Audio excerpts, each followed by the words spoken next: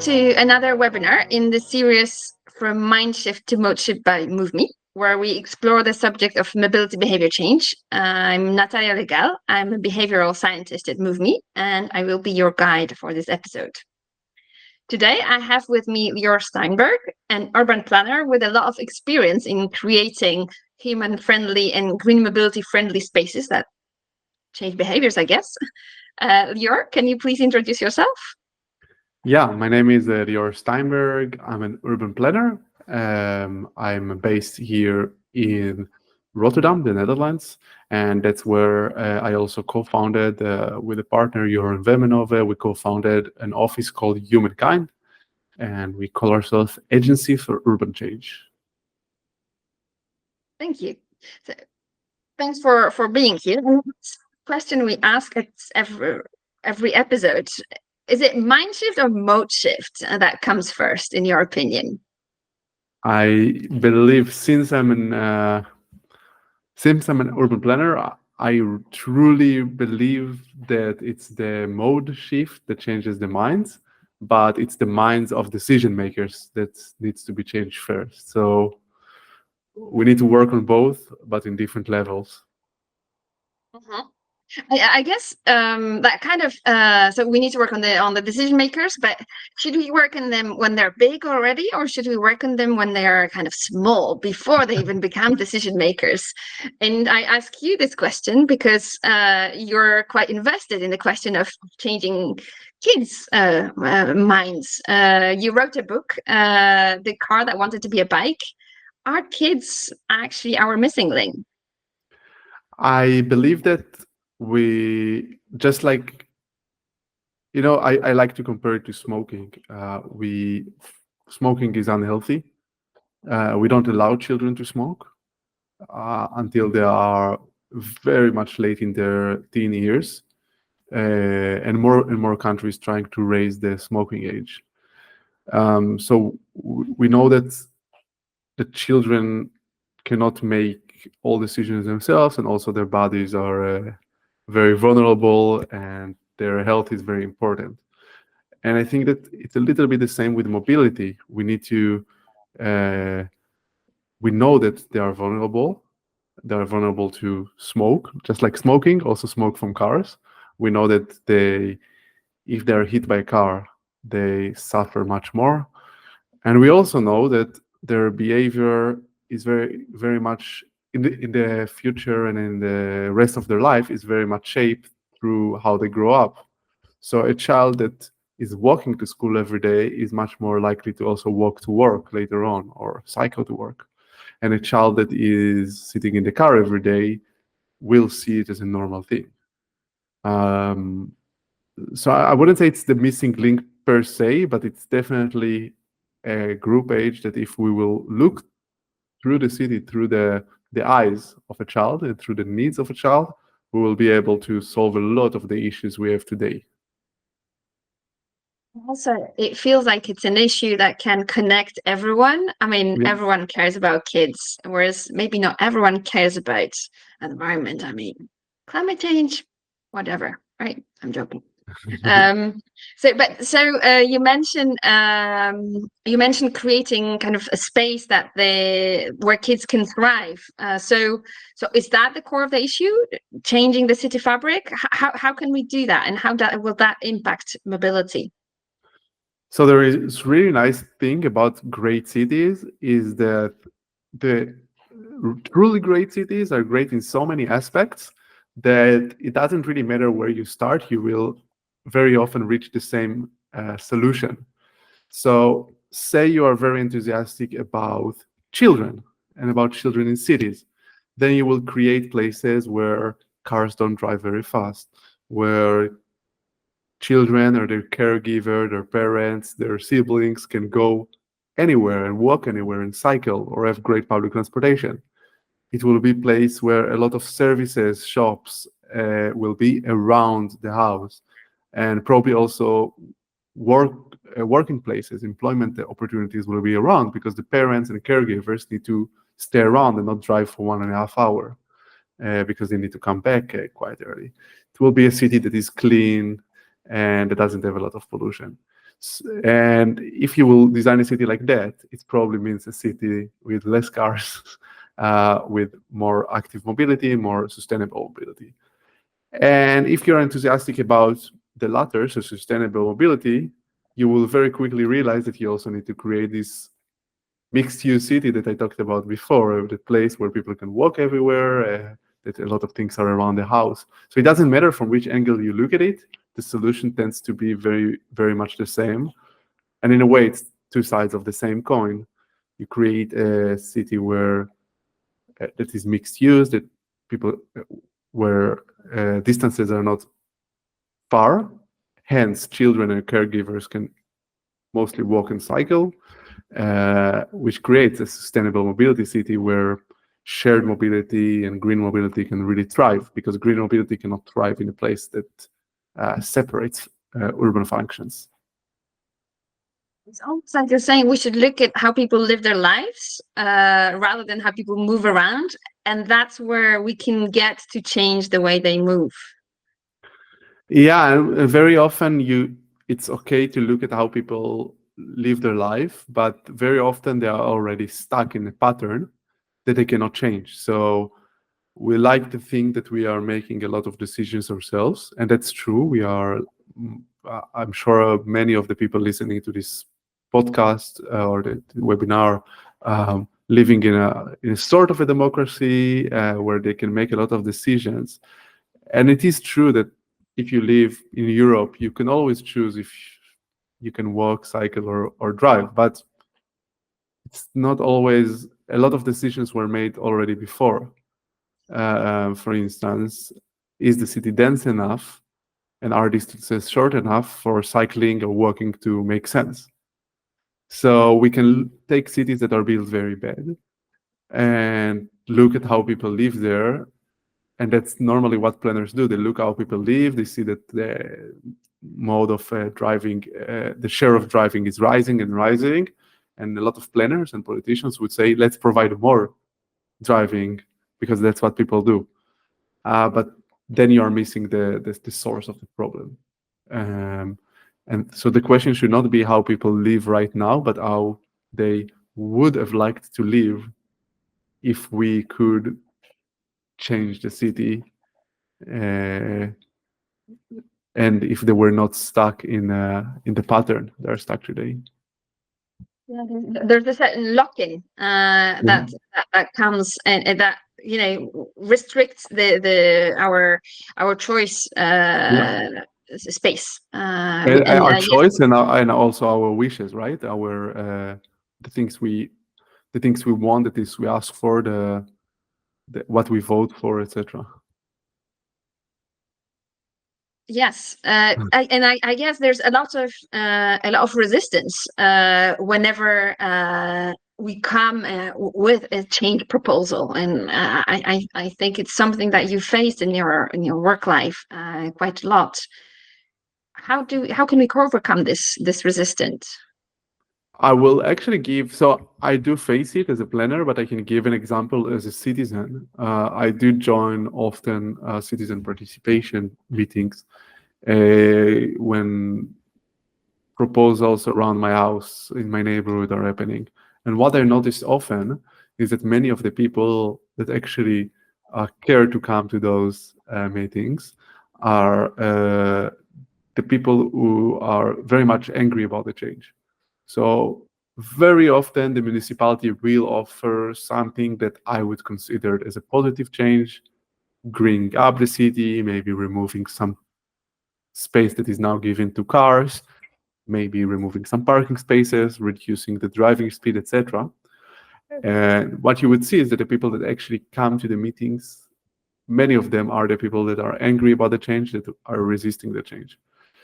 And when I see it as a professional in those meetings, it's difficult because you are facing a lot of people that truly believe in what they want and that truly resist your idea. And in the short term, it might also hurt their quality of life. For instance, removing parking space. But as a citizen, I'm sometimes baffled how little and how few people that support those ideas are arriving to those meetings. And this is the silent majority.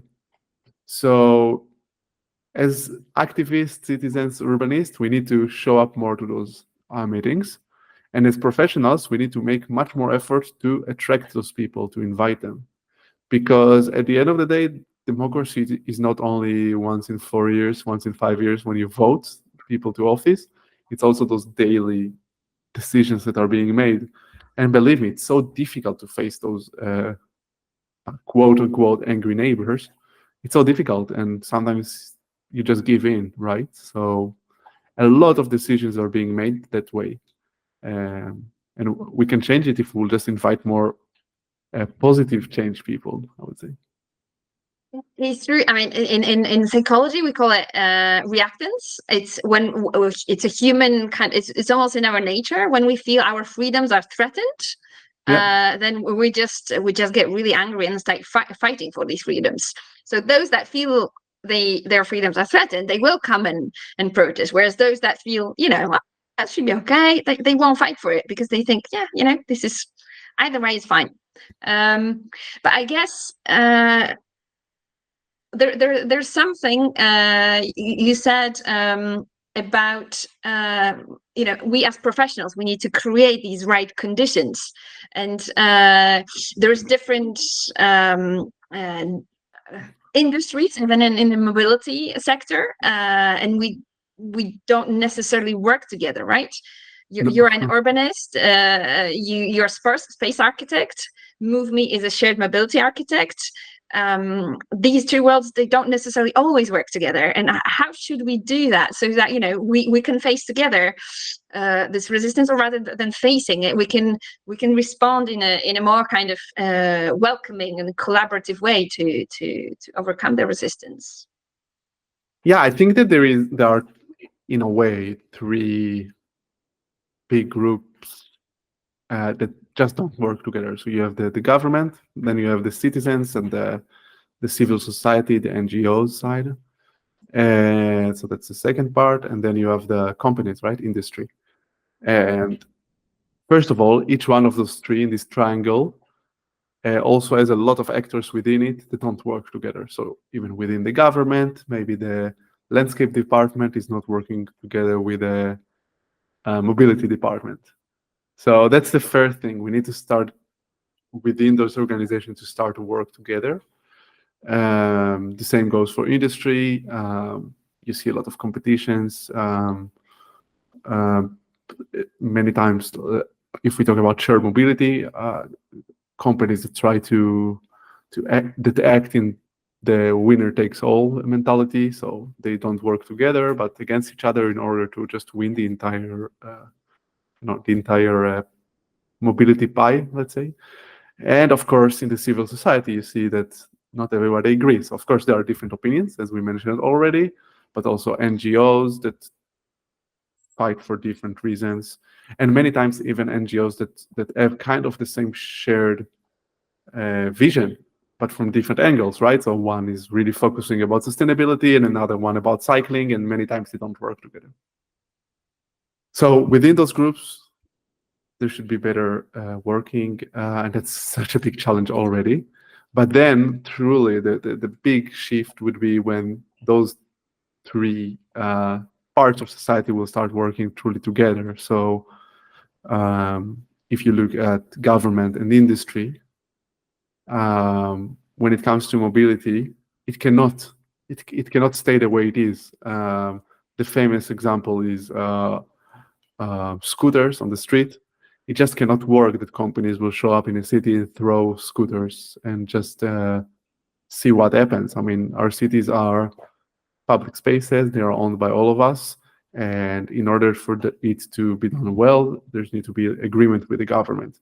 But it's also not fine for government to just wait for the industry to take their move and then react. So that's another reactionary, what we saw with scooters, right? The companies just showed up, and after a few years, the government realized, hey, we need to do something. And many times it was a kind of reactionary moves, like forbidding or making it very expensive for companies.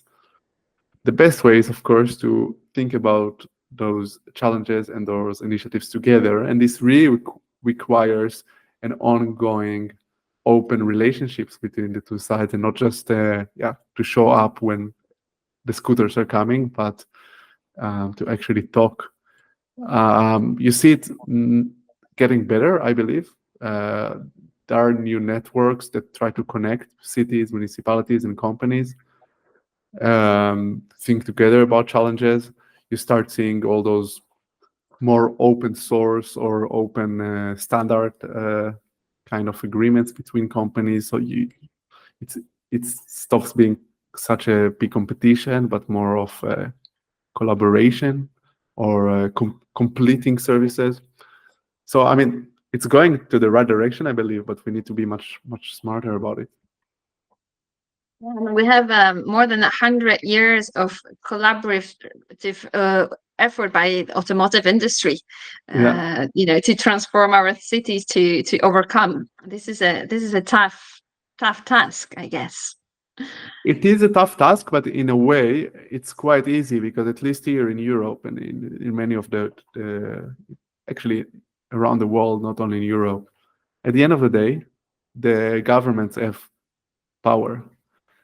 They don't often use it. They are many times afraid, and lobbying is, of course, very difficult. But at the end of the day, if we will have great leaders, like in Paris, a change can happen. And unfortunately, it also involves a lot of violence and hate, and of course, lobbying and campaigning and conspiracy theories. But you see, when politicians are truly leaders, they can make a change. Is what was missing, what we need more strong leaders that are not afraid to be voted out, to be booed, to be considered somebody not good enough. Like Anne Hidalgo is quite celebrated in the Paris city, but not in France, and especially not people living in the kind of towns and cities around the Paris. Is that what we need? A little bit of a sacrifice? Well, I think first of all, she's also celebrated in France because she was re-voted. She won the election. Yeah, in Paris, but not in the presidential elections. She didn't do well. Yeah, that's true. Well, we need also brave politicians, but we cannot hope only for that, because strong politicians can also take you to the other direction, right? We cannot just celebrate these strong top-down decisions. But that's, again, just one aspect. The collaboration between industries is another aspect. The citizens, the quiet majority that shows up to those meetings is another aspect. It's the combination of all of those. I mean, everybody who hates her is much more likely to go online and post horrible posts about her. But very few people who enjoy the changes she's making in the city are going online to celebrate it and to thank her. So that's always pain. Pain and anger moves people to action, and of course, social media is making it much easier. So another aspect we need is absolutely brave politicians that understand how cities work and how mobility is related to land use and the quality of life, and actually take action. I haven't seen any good example of mobilizing this silent majority that you mentioned. No, I do like on more of the festive side of things, what started in South America, in Colombia, I believe, is Ciclovia, those Sundays, the open street Sundays, basically every Sunday closing kilometers of road to cars and opening up for people. I like also the name in English, open streets. So a lot of people think it's closed streets because you're closing it to cars. But the name shows no, we are opening it for people. And what you see in those initiatives is that people get to experience how the city could look like with less cars. And it's also very much shaped around the festival, the happening, the nice activities that happen in the city, rather as a mobility project, because nobody has energy to go to City Hall to discuss mobility. That's a boring topic. But when it comes to festival and things for the children and for the family, people are much more likely to care about. And you see that these kind of events really spread out around the world. I mean, they are basically everywhere right now. In those open streets in New York, it's summer streets, and you can see them in Africa and in Asia, etc. And then I think that you can very much also collect data after you finish project. So say you were removing parking spaces and turning them into a bike lane. This is a very difficult project in most cities. Many times you just need to do it as a top-down hard decision. You cannot participate your way out of it, because you will do participation and we will have again the same story, only the angry people will come. But if you decide, because you already made the work and you made the analysis and you decided that's the right thing for the city, many times cities finish there. But what they can do is actually go the extra mile, or bike the extra mile, pardon for that, and maybe collect data. So see, how did it actually affect the street? Did it lead to more people coming to the street? Did it foster more people shopping there? Are businesses doing it better? Is the street safer? Do people enjoy more, satisfied more? And then publish this data and really promote it to be used in the next streets. I promise you, the data is not going to work in the next participation, because people will always say, no, that's true for that street, but not for mine. But if you show that you're actually working according to a method, you follow the data, you really measure if it works, and you are also open to reverse your choices if they don't work, I think you are much more likely to at least share this information, allow more activists to use it, and more people to join you. And then lastly, there is this festive part, which I really like. It's actually celebrate those changes. So all those projects at the end of the day mostly are infrastructure projects, and the majority of the money is going to the infrastructure. But you can always celebrate it with an happening at the end, with a festival, with a to just basically invite the community and also support the businesses around. You can work together with the businesses that mostly are afraid of changes and also suffer from the infrastructure projects because they take time and they limit access, and you can kind of help them with organization of festivals and allow people to enjoy. And then if it works well and you get the people and you get the children and you get the community and the businesses enjoying it, you have supporters for your next project, because you have more ambassadors in the city that enjoyed a project that worked well. Reward is a big thing, right? We as humans need a reward, and that's one thing that I hear, and it's something that is often forgotten, like you say, in the project. It's just like, let's just do them and forget it. And another thing is that you mentioned is this experiential learning, right? And it's low-key opportunities to create this by politicians can be really impactful, because they allow people to change their minds without that much effort, actually, unconsciously almost. It happens unconsciously, because we're not going there, oh, you're gonna like it, I'm sure you'll like it. It's just giving opportunity to experience it with our own bodies and to feel it in the bones and be like, this feels good. Absolutely. And that's the big shame about the city. It's so difficult to make big changes.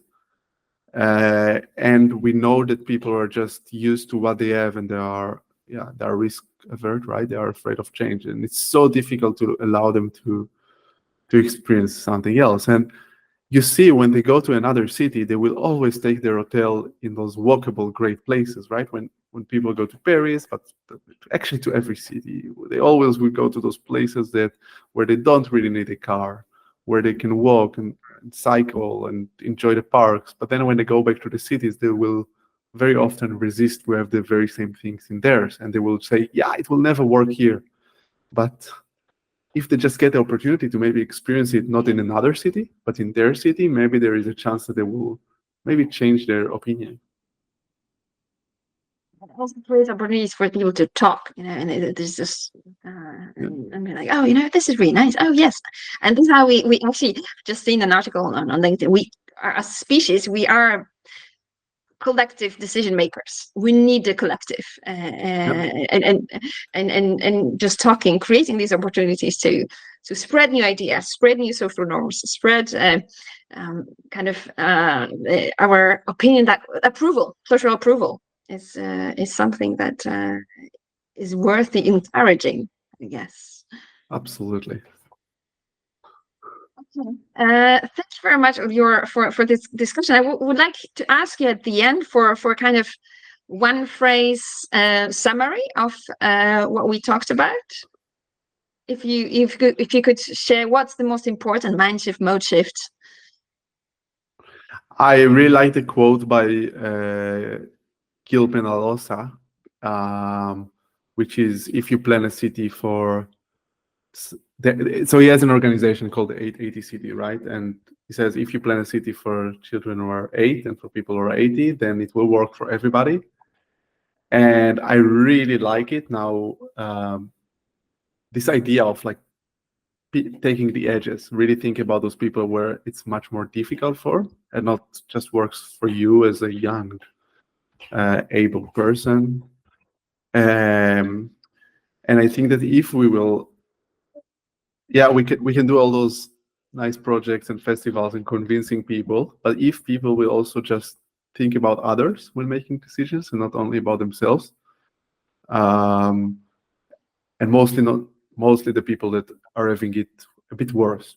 So it can be the people who are 8 and 80, but also the poor people, or the refugees, or the people that are having bad time, or people with health issues. If we will just think about them, our cities will definitely be better. I think I think that can summarize this idea of like thinking a little bit through the eyes of someone else. I really like this idea. So the city for humans from 8 to 80, is that? Yeah, the 880 city. 880 city. Or the 0 to 120, I mean.